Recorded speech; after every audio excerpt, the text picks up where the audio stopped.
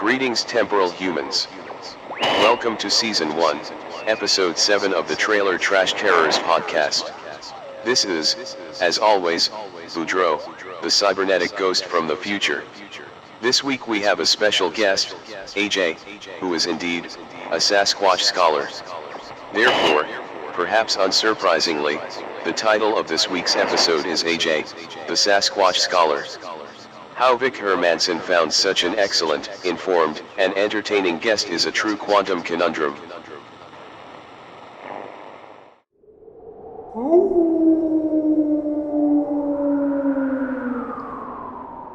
Trailer Trash Terrors.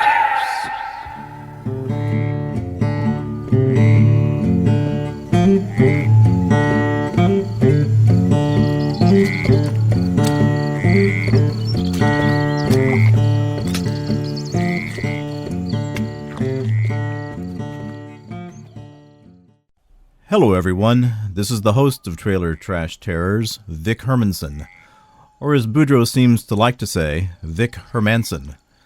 I wonder if he realizes that there's a certain negative connotation to that name, Manson.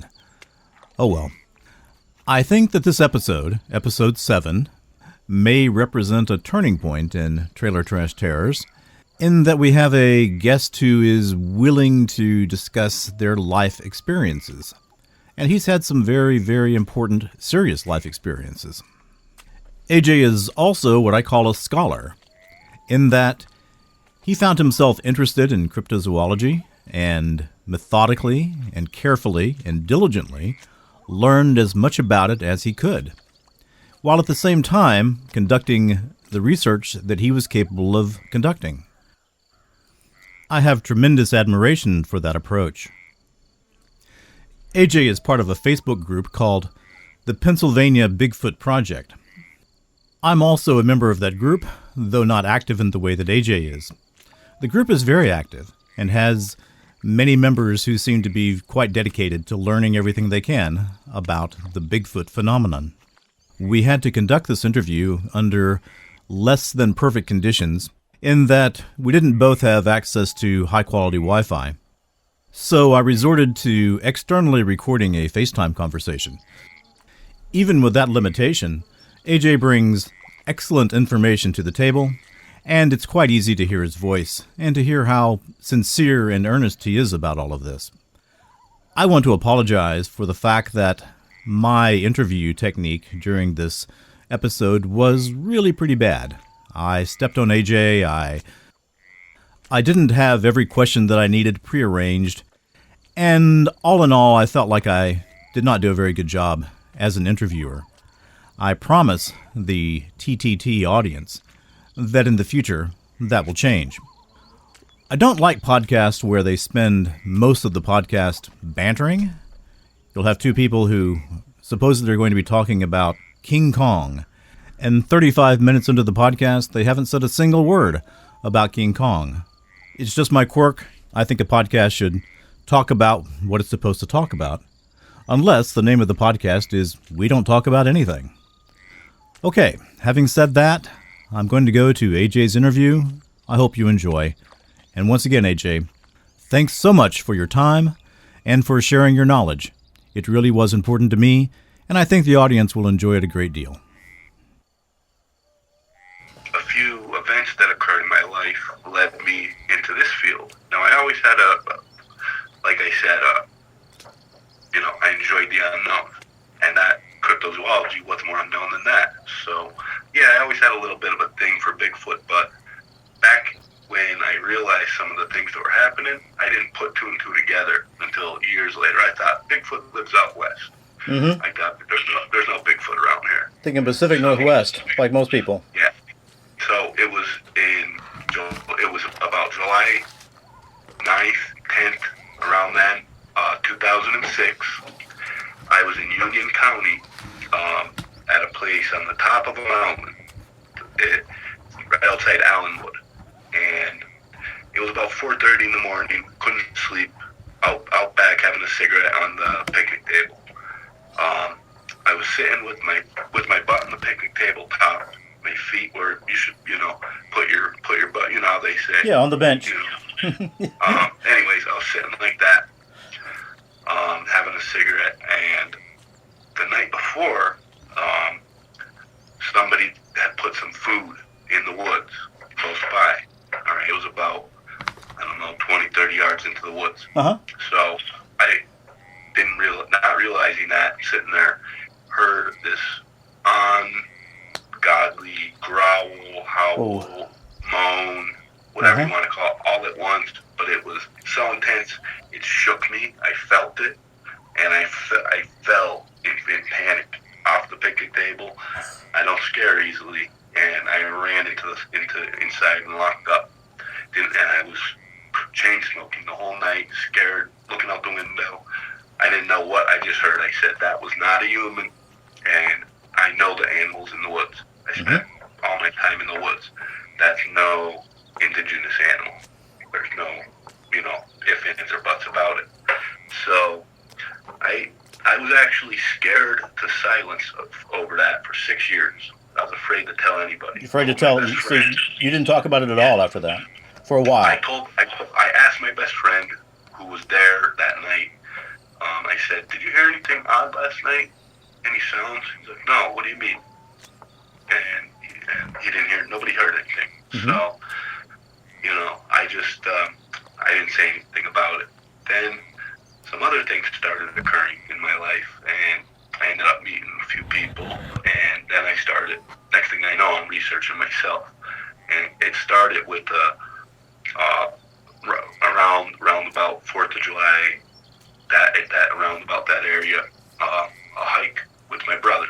And we went to a place I'm very well aware of, the whole 3,900 acres of this state forest.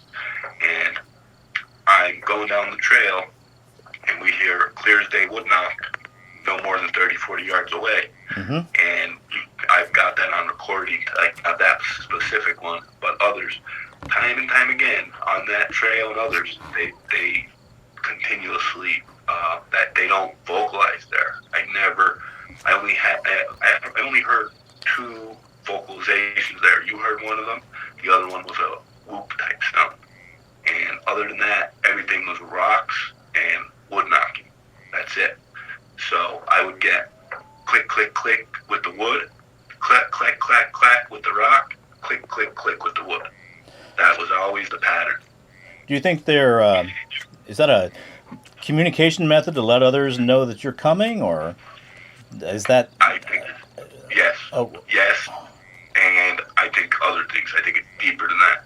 I think it lets them know how many. I think it lets them know if they're in danger. I think it's able to convey a lot. Given, I think they're very intelligent. I think they're just below, however intelligent the Neanderthal would have been. That's how intelligent I believe these animals, or maybe not animals, considering the DNA analysis done by Melvin Ketchum, a lot of people. I don't believe that they're animals per se. I tend to think of them as essentially a type of human, but I have no real scientific way of backing that up. Yeah. But everyone has their own opinion.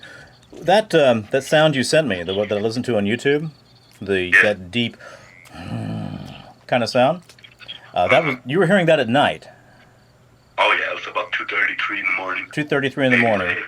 I mean, it sounded from the way you recorded it that it was, I don't know, 10 feet away. Here's what happened. I was with a good researcher, a good friend of mine. He's a county lead in 2 counties with the Pennsylvania Bigfoot Project, and I was with him and another friend of mine that I worked with who was a little inebriated. Well, he decided to scream like a nut, like loud, like aggressively. As soon as he did that, I started hearing, like, twig snapping. I heard something coming, heavy footfalls. So that's why I started recording. And I expected to see something. I didn't see anything. But upon, then we realized we got that sound on there. Upon reviewing it, I was like, we really got this is a pretty good snip right here. That's a really good snip. Yeah, and there's no debating if, I don't think anyone's going to say that's a bear. and I don't think anyone's going to say it's a human either, because I put it up against one of those apps where it tells you the vocal ranges, and it's just the lows are too low. It doesn't add up. Whatever made that sound has the esophagus twice as long as ours. Well, I can tell you what it caused in me. I think humans still have some instincts, and the feeling was, oh, well, I need to leave, or I need to certainly make sure that whatever's making that noise knows that I'm being respectful. Because if I don't, there could be horrible consequences. And that's a lot to communicate with just a couple of, really, they were almost just breaths. I mean, it's just the sound of the breath coming out. So, but it was still intense. You're living somewhere in deep rural Pennsylvania. You're away from cities. No, not at all. Actually, I'm born and raised in the middle of Scranton, Wilkes-Barre, which would be called an area called Pittston. So I'm pretty much in the city, but I just recently was engaged and moved to Monroe County. So when you look out my window, that's what you see. Oh, that's beautiful. So you're just not very far away from the environment. I've seen eye shine from my porch. I said to my fiance, I said, "Do you see it?" And she said, "No." And as soon as I said that, it turned its head, and she said, "Oh," and she jumped back. She said, "Oh my God!" And I'm telling you, I can't describe the size of the eyes. Are like friggin' golf balls almost. They're so big, but it's not that gets you. It's how far apart they are. They are too far apart to be any indigenous animal anywhere on the planet. Anywhere. Yeah, you're talking a huge head, something to allow the eyes to be that far apart. My estimate, I'd have to say they're at least, I don't know, if our eyes are, I don't know how far. Pupil to pupil, we're like, what, 2.5 inches? Something along. Then they're easily six plus. Wow. Okay. Easily. I was gonna say 8. So take a human head and make it maybe 3 times that size. They were big. It was very, very big. I mean, yeah, you could have a little bit of the adrenaline of the moment, maybe making it seem a little bit, but it was no misidentification. I know my animal. Well, over time, as you've had more interactions of whatever kind, does the adrenaline calm down? I mean, does it become something where you're a little more calm under those situations? I went from having fear and I still get the adrenaline rush every now and then, but usually if I get a sighting or sound, I'll run right towards it and get my flashlight. And I don't care about getting video and showing anything to the world. I want to see this animal, whatever you want to call it. I want to see it with my own 2 eyes, clear as day. I want to hear. I had a digital recorder. I don't know if you followed the post recently. I recently put out a digital recorder not on this side of the house, but the opposite side of the house, on the window, just like this. I'm in the basement, right? And this is a basement window. So I put it on the windowsill. It was on play overnight. Did it at 11 o'clock. Went out the next morning. It's gone. And my dog's a bloodhound beagle mix. He smelled right up the stairs, down the sidewalk, and then put his tail between his legs and ran for the door. He wanted nothing to do with that scent. And the next day, my recorder is found about 50 feet away at a pavilion I have on top of an electrical socket. Now it was immaculate when I put it out, brand new out of the box. It was filthy dirty with smudges, like something real dirty grabbed. But it got brought back. That's what blows my mind. And the sounds I got, I don't know what it is. I don't know. It's some weird sounds. Well, I mean, were there? You'd normally expect at least the scuffling, moving it around sounds of his hand, that kind of thing. This is different. this is different. I'm not one for the whole UFO Bigfoot thing, but this is like, sounds like a friggin' UFO. I don't know how to describe it. It could have been, maybe it was taken and set off near some type of machinery. I don't know. I don't know the answer, but I'm not going to stipulate. Well, I've got all kinds of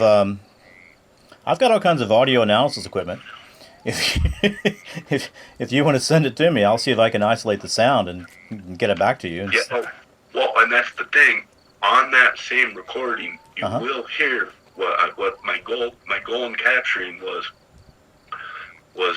the reason I put it out is 2 weeks prior we would hear in the distance a howling, and it wasn't a dog. I know what it was. I know the sound. So I heard it. I said, there it is.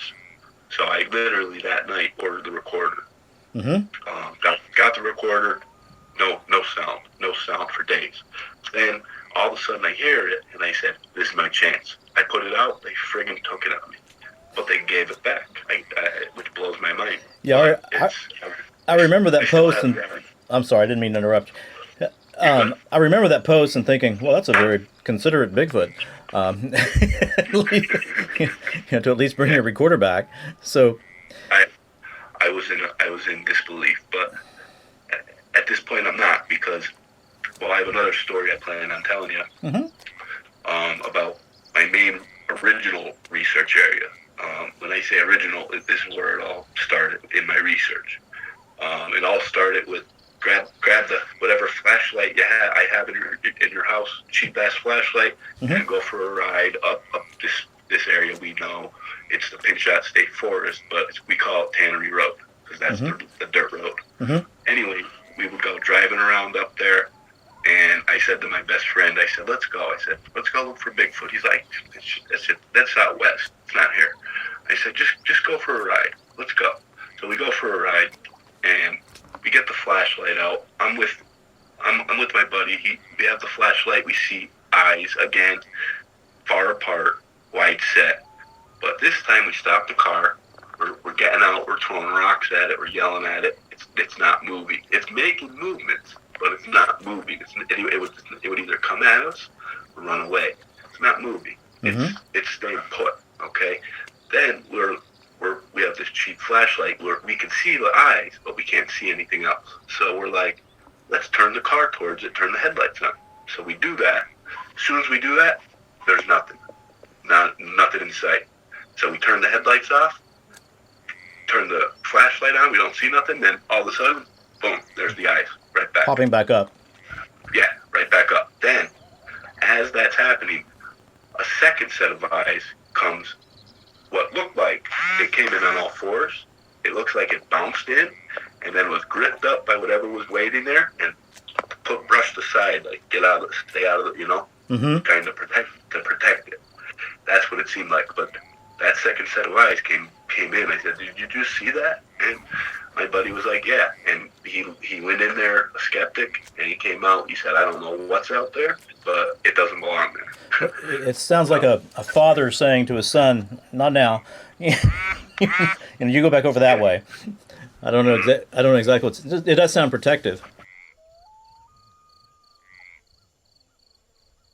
You said you started doing some research on old Bigfoot sightings in Pennsylvania?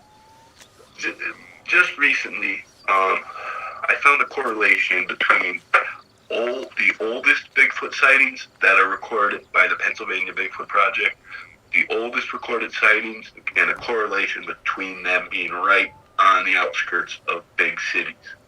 Pittsburgh, Philadelphia, like one of them. But the thing is, the dates match up. I don't know the exact dates, but one will be 6/18, 1885, and the next one will be 6/19, 1885, like just down the road. The dates are, it makes sense. I don't think these people are bullshitting. Like a migration path or something, or just a... No. What I think of it is the big cities weren't so big then yet, and on the outskirts you had woods. Yeah. And we were just finally starting to push them out of their territory completely, and it was right at the edge of, are they going to stay or are they going to go? Well, they decided to go. But before that, there was a series of sightings, and they said the same things. They heard howling, everything that goes with the field. It's pretty much the same across the board in all these, and they have no knowledge of in 1885. They don't have knowledge of gorillas and things like that, really. Not really, not at all. And if you go further back, they have no knowledge of even any kind of monkey. They don't have any idea. So it's hard to tell. Most of those old newspaper articles, you've got to figure out your source words correctly. So I use they're always wild men. Yeah, wild man is there a whole bunch. It's a wild man, a hairy wild man, a giant wild man, a smelly wild man. The word ape doesn't start appearing until post 1900, after the gorilla's been, I don't know the exact date that the gorilla was discovered. I believe it was 1869. Something along those lines. As usual, Vic Hermansen is not properly prepared. Shame on you, Vic Hermansen. One species of lowland gorilla was confirmed to exist by Dr. Thomas Savage in 1847. 4 years prior to that, there had been legends of a huge, hairy, massively strong, menacing, man-like creature existing in the jungles of what was then called the Congo. But I do know they had their first sighting of the panda. It took them 60 years to get a specimen. But anyway, what you're saying was we lived in a world where it just wasn't common knowledge. No, exactly. And no offense to the people who had these sightings, but they were basically country bumpkins. Like for instance, there's the one sighting is August 1838 in a place I know and have been to. It's near Montrose. It's Silver Lake Township. A 16-year-old child saw what looked like his 6 or 7-year-old brother covered in fur whistling. He went and got his rifle, took a shot at it, ducked behind a tree, and took off whistling. Everybody wants to say the whole albatwitch. I don't know if you're into No, I know. that. Yeah, the albatwitch around here, York. I mean, that's part of the lore. But I think it's just more juvenile. That's it. I think it was a juvenile, and that kid took a shot at it. That was in 1838. He said he had no way to describe it, but it looked like his brother, but bigger and hairy. Like, in 1838, what's a 12 or 16-year-old kid going to know about the world? He doesn't know about apes and monkeys or anything. I wonder why he decided to take a shot at it. What's that? I said, I wonder why he decided to take a shot at it. He probably felt like, well, this doesn't belong, or this could be dangerous to me. Mm-hmm. Maybe it was, but the whistling, I've heard their whistles before, and they can vary their whistles just like a human can. They have so many variations. Their language, I believe, is so much deeper than we understand. I believe it's vocal. They use vocalizations for language. I believe that they use the rock clacking and wood knocking for language. I believe that they can even use hand gestures and facial gestures and I think they're very, very intelligent beings. I don't even want to use the word animal. I think they're well beyond what we have any understanding of in terms of that. Like, okay, they're not as smart as us technologically. They may not have the IQ we have, but what I'm saying is, if you put them in their territory, in their forest, they are more at home in their home territory than we are in ours. And it shows when you put us in the forest. Well, look at not to say that this is the reason, but you look at the Dave Paulides books, the Missing 411, look at the clusters and the Bigfoot sightings, the clusters and where they are, it all adds up. And then if you were to I did it before, where you get a map of annual precipitation, you get a map of cave systems, you get a map of Bigfoot sightings, you put them all over each other, they pretty much line right up. They're pretty much going to correlate. You should check that out. Yeah, it's a pretty amazing thing. An elevation again also. I believe the magic number in my eyes is 1,200 feet. They want to be above that, but they are below that at times. But they always want to try and be above that 1,200 feet. In my experience. What do you believe is magic about or important about that particular elevation? That, because they like to have the high ground, right? For predatory reasons, for scouting reasons. I believe that they do have scouts. I believe that they do have, I believe that they have an infrastructure almost. They're that intelligent. That's why we can't find them. That's why we're having this conversation right now. Because they're not. Because they're that intelligent. Yeah. Have you ever heard anything that sounds like what do they call it, the Sierra sounds? That kind of yes. samurai yes. kind of chatter? Yes. I can go back to, I told you my first encounter where I knew it was Bigfoot or something like that was that one in 2006. But before that, I can think back to many, many times and things that happened that now looking back on it, I realize, sorry, a bee just came in my window. Looking back on it, I realized that was something else. So here's the story. It was about 1998 to 2000, in that time range. I'm still in high school, partying, drinking beers in the woods, that type of deal. So standard high school stuff, yeah. So we're literally across the road from my research area that I had been using for years now. We're across the road from there, but we would hike up the mountain and go, and we would drag a quarter up there, and a bunch of people would meet, and we would drink. So me, a friend of mine, and two girls were the first ones up there. We dragged the beer up there. We're the only ones there. It's early, but it's dark, and I hear speaking in the distance, but it's garbled. I can't understand it. I'm just thinking, oh, there's another party, or there's other people, and they're too far off. We got to go get them because they don't know where we're at. So I was like, which one do you want to come? And the two girls decided to come with me. So me and the two girls go on a walk, and we walk, and we have a yell. We used to yell, hooty hoo, and we would do that all the time, just to see if there was somebody there, just to let them know, hey, we're not the cops. So we're doing that. We're walking, and we are hearing these sounds. But then as we walk closer, that we don't hear nothing, and we get there, and we're looking around. We don't see or hear anything, and I know I heard people or something talking. I know I heard. I wouldn't have taken my time out of the day to go and walk off and look for these people. Right, that were a phantom. Yeah, and I, thinking back on it, I can't make out one word that they said, and it was garbled. That's the best way I could put it. Garbled, in the distance, noise. It was speech, though. It was definitely speech, just garbled. That's the best I can put it. Well, I think I've heard other people say that exact same thing.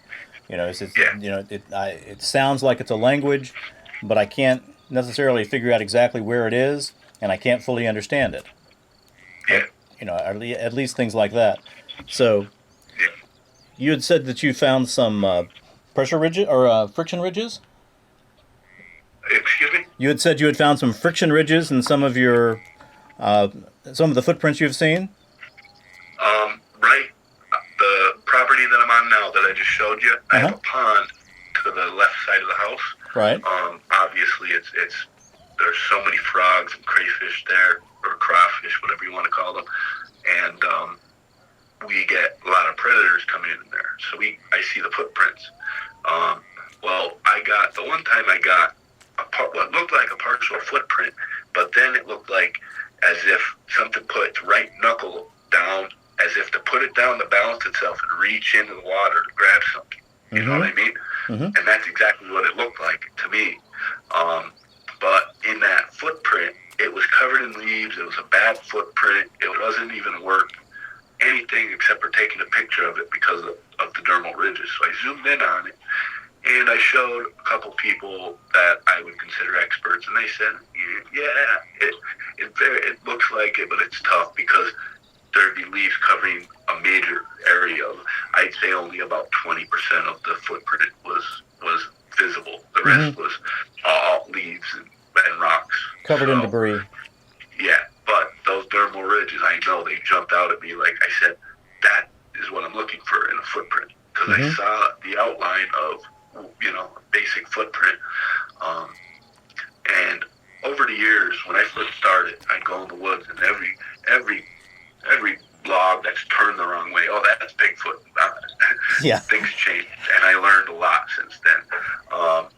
It's just the anticipation. At first it gets to you, and like you said with the adrenaline, I can't say that I wouldn't have an adrenaline rush if I had a sighting right now, but I'm pretty at ease with it. I'd want to learn more, but then again, depending upon the situation, yeah, it might scare the hell out of me. It depends on how it acts and how I act, and I've been bluff charged.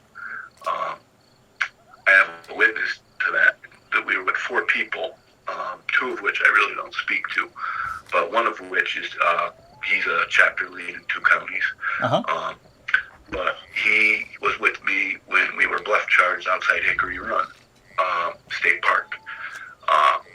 Again, he let out an aggressive, very, very aggressive call, and within 0.5 seconds, I was in the passenger seat of the car, getting ready to go. I wasn't feeling well, and he did that, and within it was so quick, came crashing through the woods. We came back the next day. There were 4-inch logs cracked in half, like a buffalo went through there. But it stopped right about a foot or 2 before the wood line would have opened up. Correct. But it stopped right there, so we didn't see anything. But we also didn't get a chance to because we took off. We were scared. I felt the footfalls from the front seat. So that told me it very well could have been a very big bear. That could be that's plausible. I'm not saying that's, I don't know, but all I do know is it was intense. It was an intense experience. How big do the bears get in Pennsylvania? I'm not a native from here, so I'm still learning about the state. I've seen easily a 600-plus pound bear. Have you? Here. Mm-hmm. Yes, but that was in an area called New Angola. That's it's a good ways from here, about an hour away from here. But I've personally around here where I live, I've seen some 400-pound plus, maybe a little more, right up in my garbage. There's one big one that loves to get at my garbage. He comes strolling right down. I have a big, long driveway. It's about maybe an eighth of a mile, maybe a 16th of a mile, and it's a big hill coming down, and it just comes slumbering down the hill. And it was nighttime. I had a flashlight. I came running at it, and I'm waving, hey, get away from me, trying to get him away from my garbage, and he just takes off through the woods. So I have no fear of those kind of animals, anything like that. Yeah, I'm always glad if I'm running into a bear that is the black bear, because generally they'll say, "All right, I'm out of here." They don't generally want to mess with humans, but yeah, you've had a lot of experience with this, more so than anybody I've talked to so far. Yeah, and I don't mean to cut you off. I've been researching steadily since 2016. But I did have a hiatus. Like I said, I got engaged. Obviously, that did take away some of my time. Mm-hmm. But the passion for it is still there. I still love doing it. I just don't have as much time available. That's all. But I'm assuming you've got some contacts in the Pennsylvania Bigfoot group that helps you with this, that you've been able to learn from, and you guys have been able to compare stories and that kind of thing? Yes, exactly. There's a lot of members that I learned a lot from in that group. Some of them are leaders in the different counties. One of them is the leader of the whole page, Mary. She's great. I know you know who I'm talking about. Mm-hmm. She's a great person. She's a great researcher. I love how she takes everything from a scientific view. I like her approach. And she's just a great person to talk to. But there's a lot of other people. I can go down the list. There's so many people that taught me so much, but mainly it's putting your boots on the ground and getting out there and learning on your own. That's what taught me. That was what taught me the difference between every little thing being a Bigfoot and, okay, this happened naturally because of this, but yeah, I learned a lot that way. So yeah, it definitely it has a lot to do with the people I was, that I had contact with.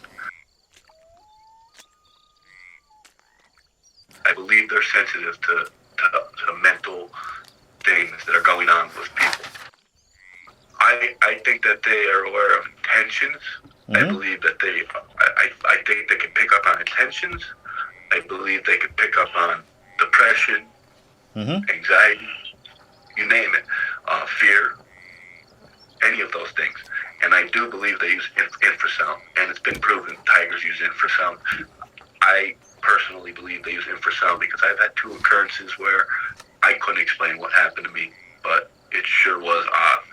And it was, I can't explain it. It just, I felt like I was frozen. I said, go ahead. Was it the nausea or the... I get one time, yes, I got real nauseous. I got real warm, sweaty, clammy feeling, dizziness. I said to my friend, I have to brace myself. Got down on my knees like this, and as soon as I did that, my friend standing next to me, "Are you okay?" And a rock lands at our feet, like at our feet. And I look at him. I said, "Are you screwing with me? Are you screwing with me, man?"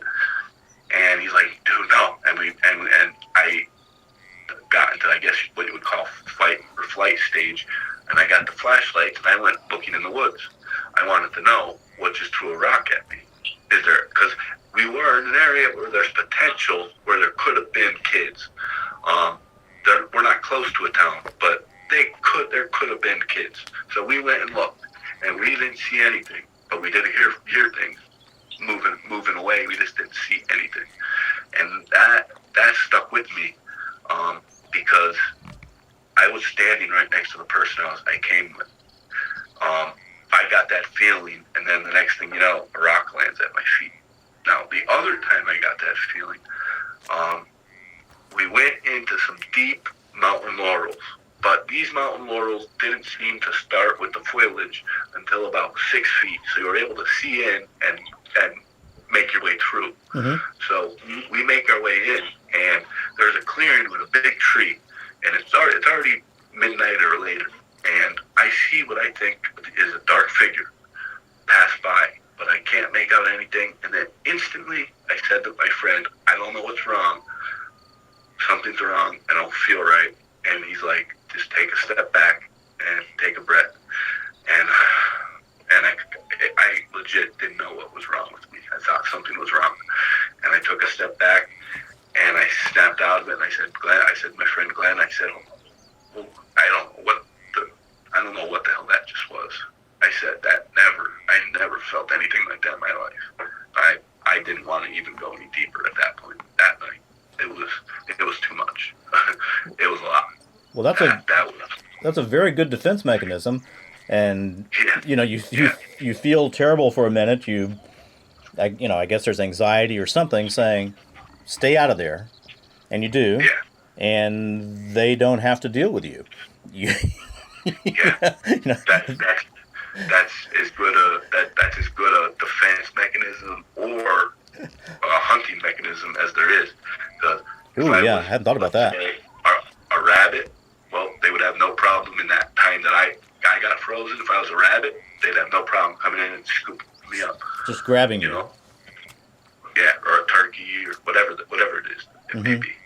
Whatever it is affected me physiologically to the point where I was unable to move for a minute. Not a minute, but for what seemed like a minute, but it was only 10, 15 seconds. It really wouldn't matter if they were ready to grab you and you're immobilized. It just takes a few seconds to do that. Yeah, I think it was, like you said, a defense mechanism. Like, stay away, or it's going to get worse,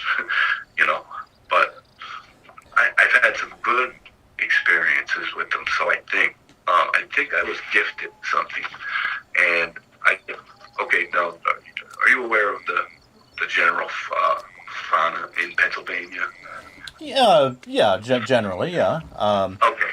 I mean, we've So, got gobs and gobs of deer. We've got some bears. We've got, you know, small predators. We've got coyotes. I guess there's some wolves here probably. yeah, possibly. No, mountain lion, I know there's still mountain lion in the area. Okay. But they won't say. But anyways, that's off the base. The snowshoe hare, very, very rare and near extinct animal. But it does live in the Pennsylvania woods, same woods I go researching in. Uh-huh. It's a snowshoe hare. It's the same thing as an Arctic hare, but it lives here. It has the white fur all winter, then it sheds it. It has a lighter brown fur in the summer months. But anyways, they're so rare. I've never seen one. I've never heard of anyone seeing one. I didn't even think that they were around here. And they're even more rare than, if you knew my area, you would understand. They're even more rare here than a fisher is. And the fisher, they just reintroduced into the area. Their numbers are just starting to get big. But the snowshoe hare is so rare. Well, long story short, I would go to the same research area, but there was a series of different trails. So we would park in the same spot every single time, but we would go to a different trail. Okay? So we park in our usual parking spot, and there's a downed pine tree right at the wood line with the spikes of wood sticking off it like you see. And this downed pine tree has not one, not two, but 3 snowshoe hares. One adult, 2 juveniles, skewered to it, gutted, the guts on the ground. It was killed right there because the shit is right there. Wow. It was killed. Yeah. It was gutted right there. The heart, the eyes, the brain, and the liver, all gone. Everything else was there, meat included. Everything else was left there.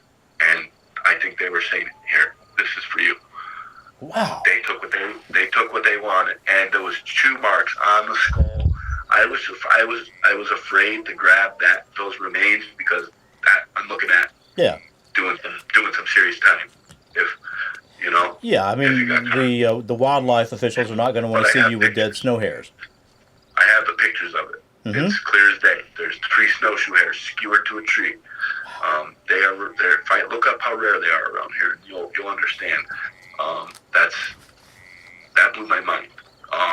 I thought maybe it's a warning, but if it was a warning, no, it would have been. I think it would have been a different approach.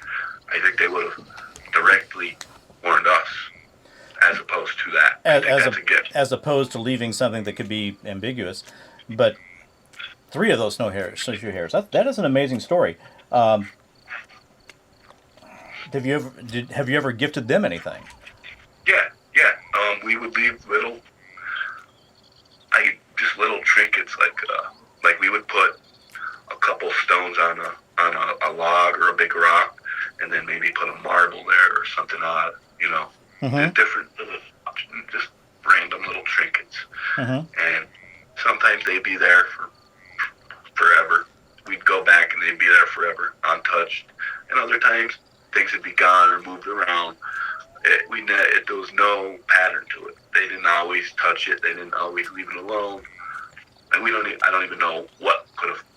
Something else could have touched it. A raccoon could have picked it up. Crows. But I didn't gift them anything big like that. I do remember one time I did bring meat and some chicken and threw some basically chicken wings. I left them some chicken wings and threw them in the area that I basically had pinpointed as where their home was, because that's where I had all the encounters that I had were in a circle around this little pond. And it comes right out where a freshwater spring pops out of the ground. So it's perfect. Perfect, yeah. And it would be perfect because there's no roads going anywhere around it. You have to hike to get to it. That's the only way you get there. And so, but anyways, like I said, it was at the end of that trail where I parked that the snowshoe hares were left. So they knew who and where they were leaving them. They were left there for a reason. I I wonder what the Game Commission thinks about that, because I know that they know no hunter's good enough to pick off 3 of these things.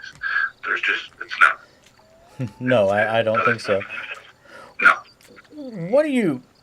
I'm just asking you questions. First off, this is great. I'm learning more from you than I've learned from anybody else I've ever talked to. Go ahead. I appreciate that. I take pride in it. If I do something, it's 100%. And I was, well, you see the Notre Dame shirt. I was supposed to go to Notre Dame. Long story. I don't want to get into my life, but long story short, things happen in life. They do. I didn't end up going. Now I have a good job. I'm happy. You know, and I'm engaged.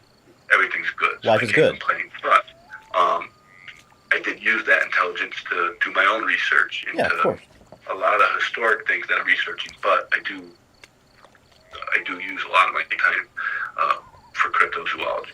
Mainly. That love of learning is still there, even though you didn't get to go to Notre Dame. Yeah. It'll always be there.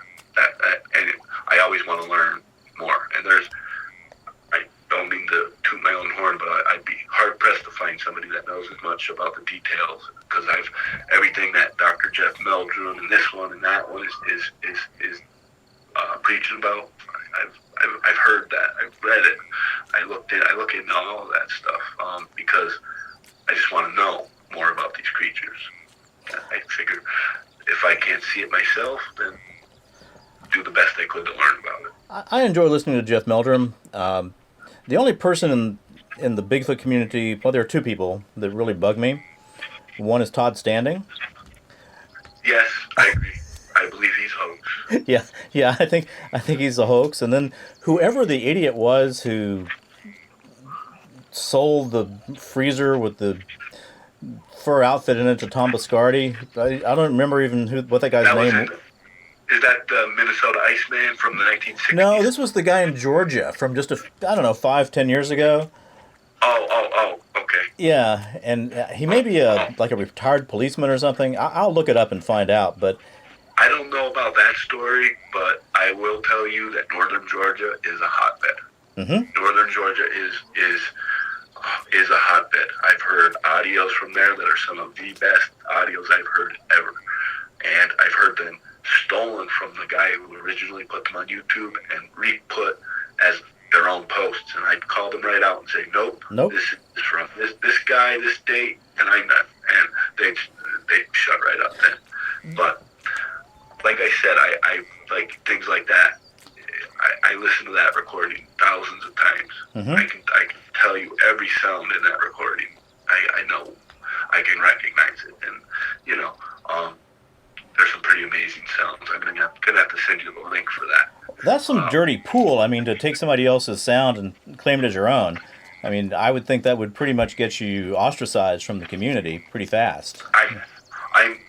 I'm appalled at anyone or any organization with any reason to hoax any of this, because if you do the work, there's proof. There's proof. Maybe not the proof we need, but there's proof out there.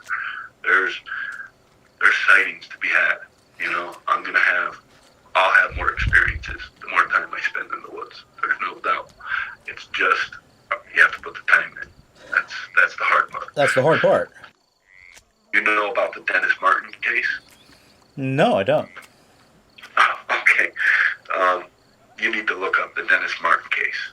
The Dennis Martin case is one of the missing 411 cases, except in this case, there's a family who witnessed a hair-covered being with a kid or something over its shoulder running up the mountainside. And this is also in the 60s. That instantly, within a day, the FBI, the Army Green Berets were on it. It was like, why are they here? It's a missing kid. Yeah, I get it. You get all the resources you could, but the FBI, they don't get involved in any missing persons cases except for when it comes to children like that. But why is the Army Green Berets there? And that's a little odd.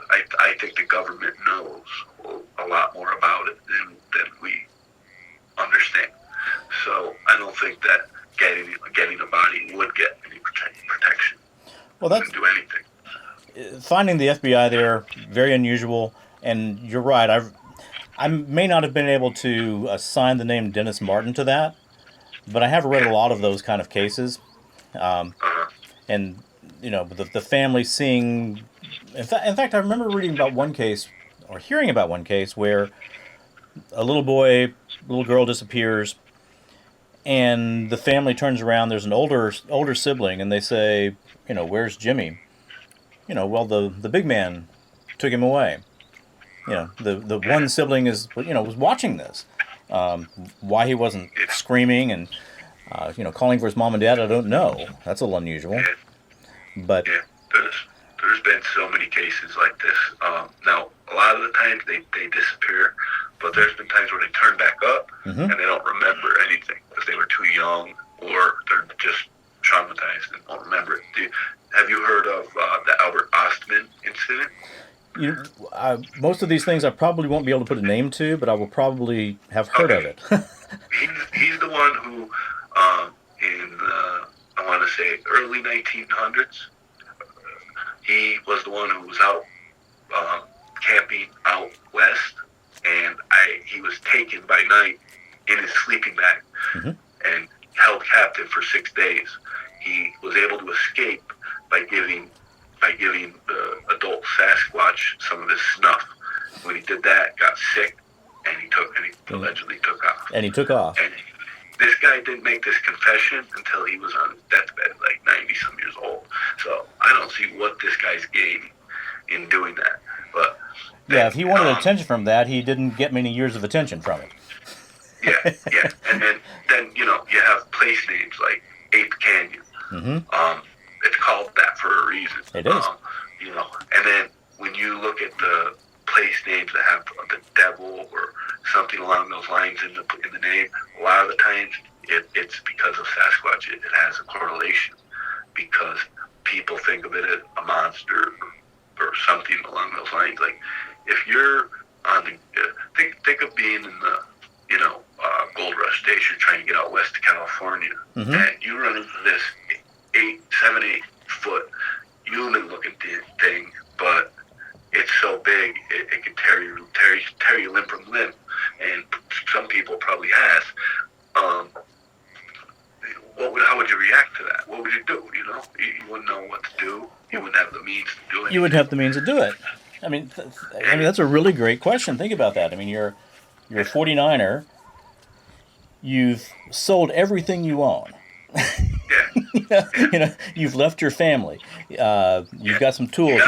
You've got $100 in your pocket and a pair of pants, and that's all you got. And you got a shotgun. That's about it. A shotgun ain't doing you nothing. But there's so many. Like for instance, in 1835, I believe it was, but I could be wrong.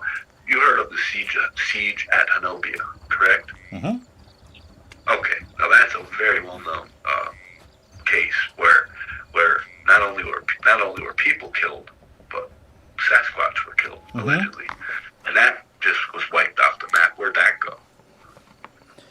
There's your proof. Yeah, well, I've even read discussions about Willow Creek being. Could you repeat that? No, I mean I've read stories of Willow Creek. The patty type creature, of that being a situation where several Sasquatch were killed. I think they call it the Willow Creek Massacre, and what's his name? His YouTube channel is Thinker Thunker, who actually. I'm aware of his work. He's pretty good. Yeah, I think he does a pretty good job.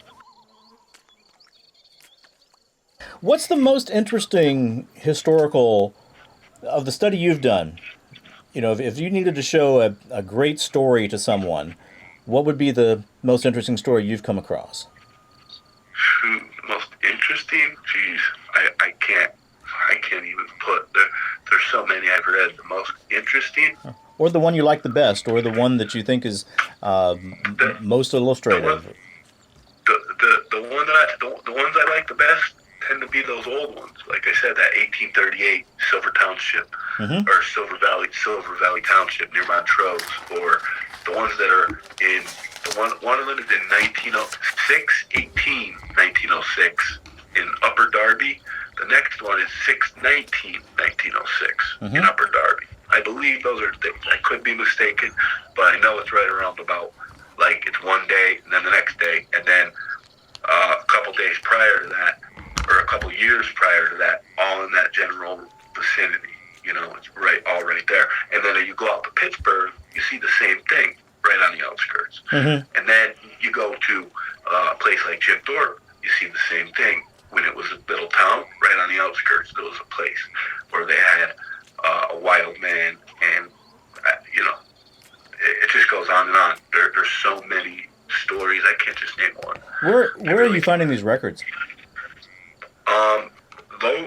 The ones I'm speaking of right now, you can go to the Pennsylvania. You go to Google Maps, and there's a Pennsylvania Bigfoot sightings map.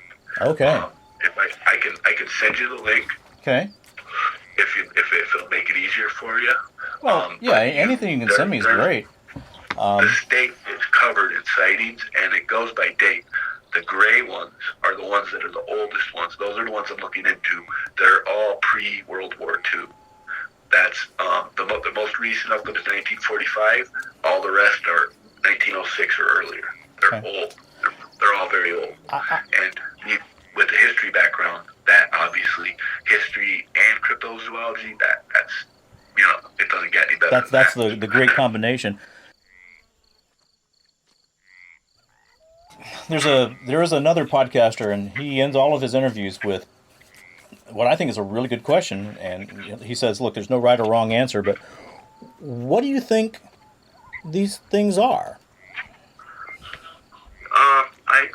I have a couple theories on that. Now, obviously, I believe. Actually, obviously, I 100% with a fact will say that 100% of their mitochondrial DNA is human, modern human. Now, you know the difference between the mitochondrial and the nuclear DNA, correct? I do indeed. Okay, great. All right, so the mitochondrial DNA is 100% modern human. But the nuclear DNA is an unknown primate. It's a primate that we don't know. And I believe that primate to be a link, like maybe something like the Denisovans. I'm sure you heard of their discovery. The what now? The Denisovans. Oh, the Denisovans. Yeah. Yes. I believe that they could be. That a lot of people go with down the Gigantopithecus route. I don't believe that at all, because it still doesn't turn. You're not going to turn a plant eater into a meat, an omnivore like that. Right. Just, you know, it doesn't make any sense to me. Plus, you know, it would make more sense. It's more man-like than it is ape-like, in my opinion.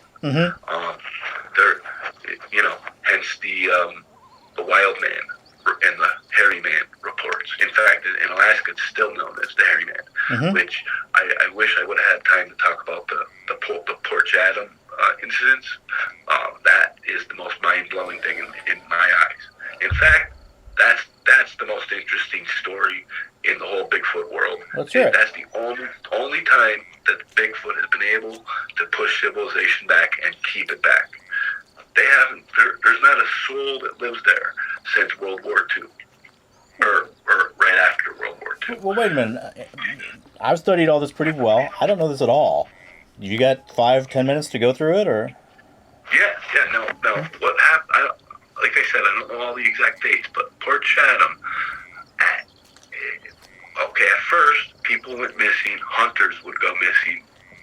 Then there would be body parts coming down the lagoon into the town or into the main area where they lived and worked. At the end, the workers refused to work unless they had armed guards 24/7. They refused to. They went on strike and says, "We will not work unless we have armed guards 24/7." There goes your whole cannery. End of cannery. So the whole town just basically up and left overnight because of this thing. Now, it was over a series of decades that these events occurred, but it got to the point where they were like, I'm not putting my life at risk for some salmon. I'm not doing it anymore. And I get it. You know, there's a difference between living the Great North dream and the Great North nightmare. And that's and I wish I had the means to go there. I would be there. I would stay there. I would love to be there. That would be great. AJ, it's been a fun, pleasant, really informative time, and I appreciate it. Yeah, no, it's my pleasure, for real, and I'm glad I hope you learned something, and I can't wait to do a follow up and do this again. Congratulations, Vic Hermanson. Somehow, you found a guest of such high quality that he made even you look good. I might add, that takes some doing. I was aware of both of the cases that AJ discussed, the Dennis Martin case and the Albert Ostman case. And I found the Dennis Martin case to be particularly tragic because I have two sons. I've been in national parks when each of them was 6 years old. Of course, nothing ever happened to my family, but my gosh, that would have been the most frightening possible thing one could go through. And even after a huge effort, they did not find the boy. If you read deeply into the case, you find the same sort of things that you find with many other cases. Instances where the investigators, those searching for the boy, seem to overlook meaningful clues, like a Oxford shoe footprint found in the mud, like the sound of a boy screaming, and a witness seeing, a large disheveled man carrying a child. It almost seems wrong to me to speculate as to what happened to Dennis, but one can at least express what it feels like inside. I mean, what it feels like to me is that, some human, some feral human or some human specifically there for the purpose of kidnapping a child, took Dennis and skedaddled, got out of the park as fast as they could. And unfortunately, he was able to elude everyone who would be looking for him. I looked for some newscast footage from that time, and I didn't find any. But I did find footage of a park ranger talking about the case years later, and he did have some meaningful insight. It was around 8:30 at night. The sun was setting, and the rangers had quite a hike in there. Furthermore, it started to rain, and it rained hard that night. About 2.5 inches of rain came down. The temperatures dropped down to about 50 degrees, and so the real searching in earnest, by trained people or whatnot, doesn't take place really effectively until the next day. And so at that point you have a lot of time and those really cold temperatures and heavy rains that were playing into it. The streams then by the morning were really full and with a lot of rushing water. So the rangers started what amounted to a Herculean effort, in an enormous response to the community with local rescue squads and firefighters and rangers from other parts of the Park Service, folks from the National Guard, helicopters are coming in, bloodhounds are coming in. This huge effort to search for Dennis, which grew up to about 1,400 people at the peak within about a week or so. And there just never was any solid clues of Dennis, despite this huge and valiant effort to find him. Whereas the Dennis Martin case is really quite tragic, the Albert Ostman case is kind of humorous. Nobody was hurt. It is probable that Albert Ostman had a very, very unpleasant week, or a very difficult but probably very fascinating week, but he wasn't hurt, and he did not talk about his experiences until years later. When you do some reading about the case, there was a local police detective who spent hours interrogating Ostman, using every method of interrogation he knew to try to get Ostman to deviate from his story, to tip his hand to the fact that he was exaggerating, lying. And he said he couldn't do it. He said Ostman was rock solid the whole time.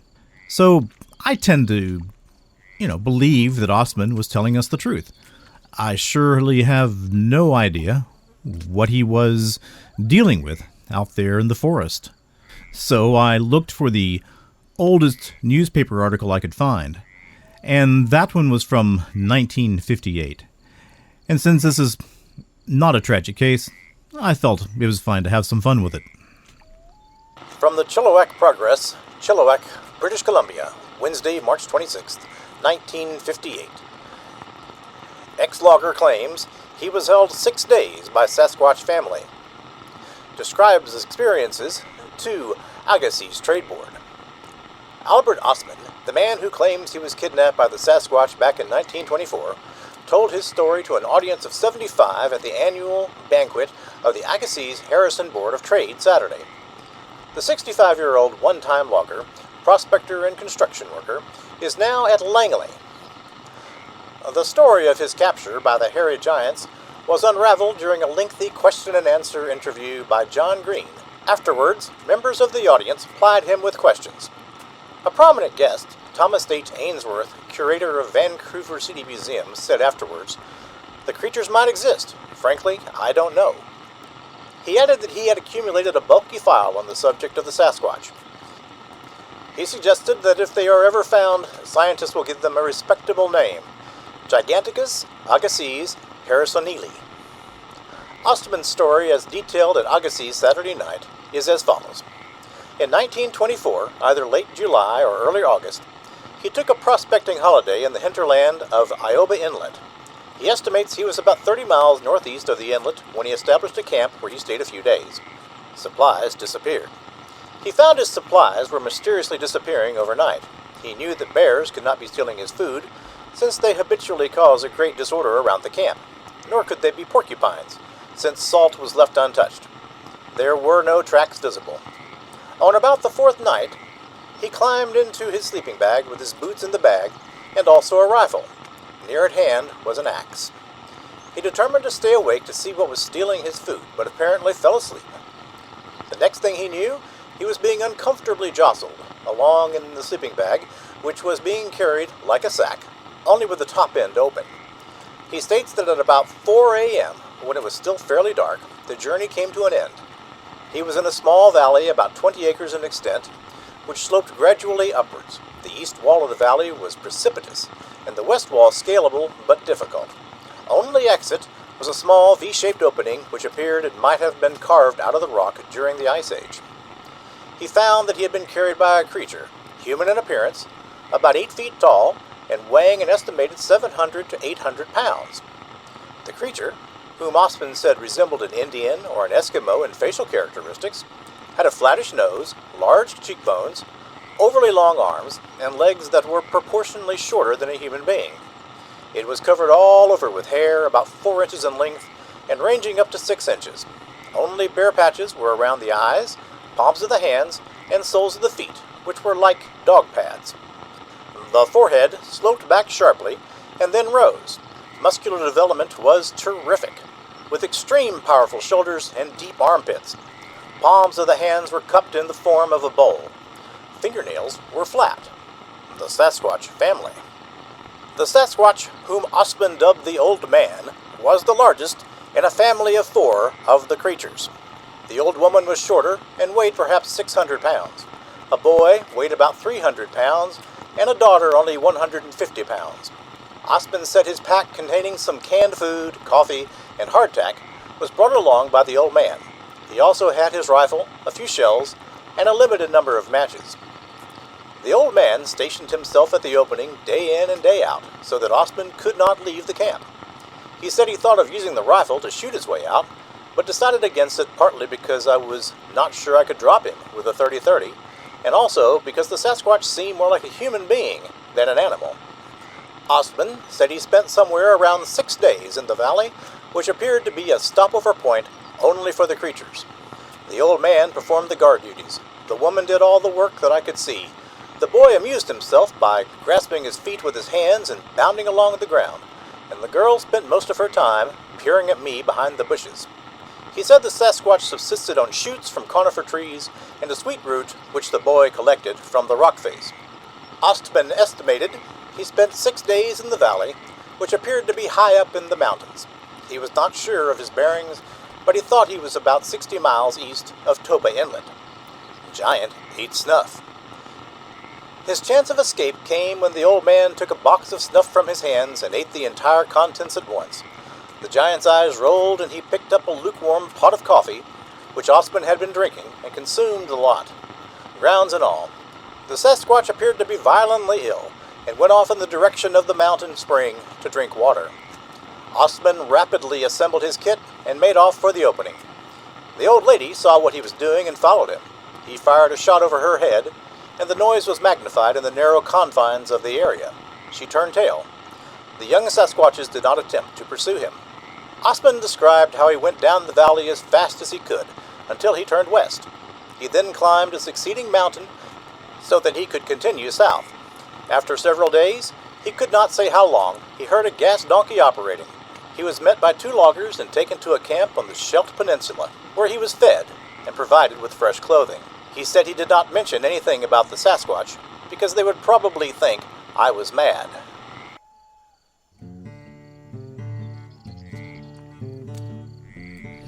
All right, it's time to bring this episode of Trailer Trash Terrors to a close. Trailer Trash Terrors is written and produced by me, Vic Hermanson, or as Boudreaux likes to say, Vic Hermanson.